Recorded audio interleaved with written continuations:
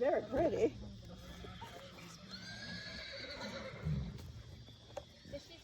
I'm on your other side. Right.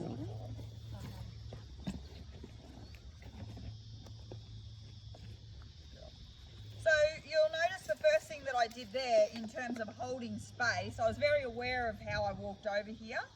And when Sonia was getting the bucket out and we were untying the rope and things like that, I just kind of stood back here and just held my space. I didn't, you know, go straight up and pander to her or anything like that. And what I actually waited for was that moment and where she sort of looked at all of you guys and then she kind of went, oh, hello, who are you? And then she reached out and wanted to interact with me.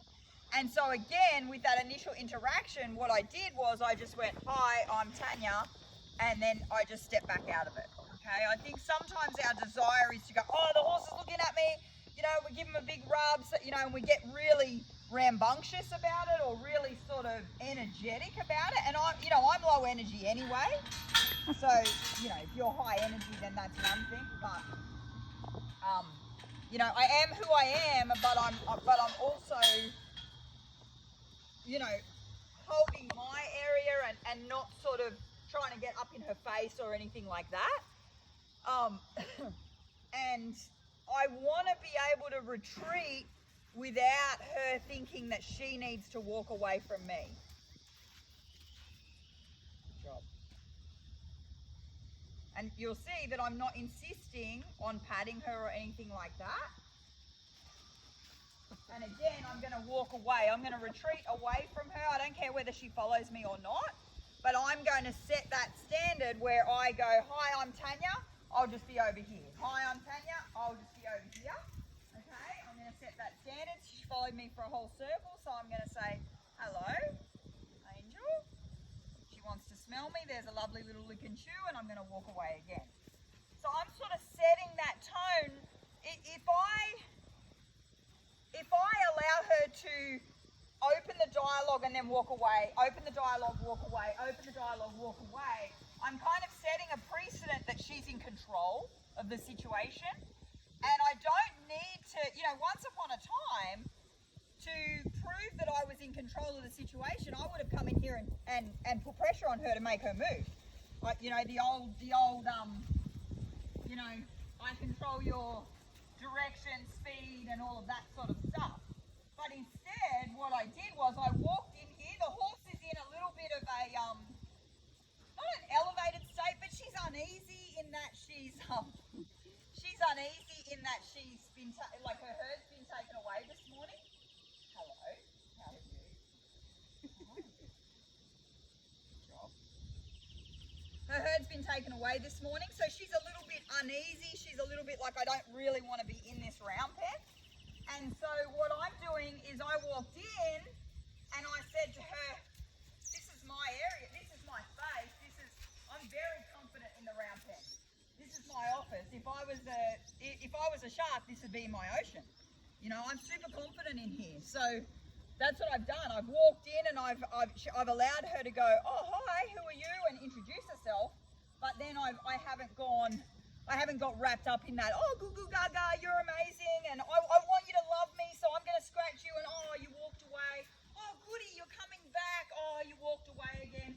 I'm basically doing that to her. I'm saying, hi, how are you? Or she comes up, I say, hi, how are you? But then I walk around. And that's why I don't mind that she turned away because I'm holding my space. I'm going to walk in this direction irrespective of whether she follows me or not. So our initial interaction is one where I'm confident and I'm holding my space and she feels that energy from me. And, you know, she's going to get that confidence from me. That's what I want her to do.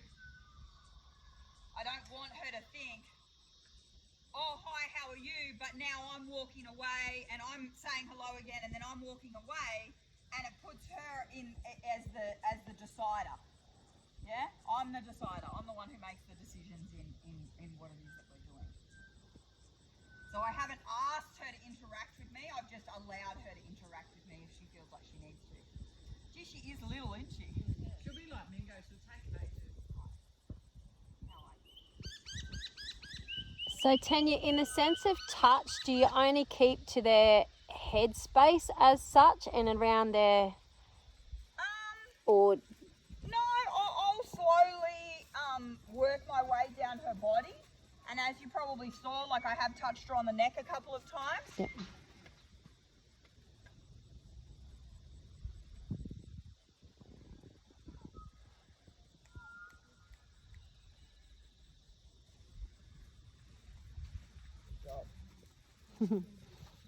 I have touched her on the neck a couple of times, and I will go ahead and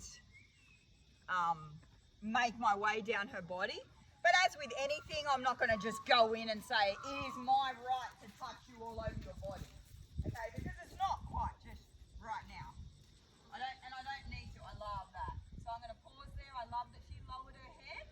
So we have to think that when the horse's pole is above her wither, that's what we call pre-flight mode.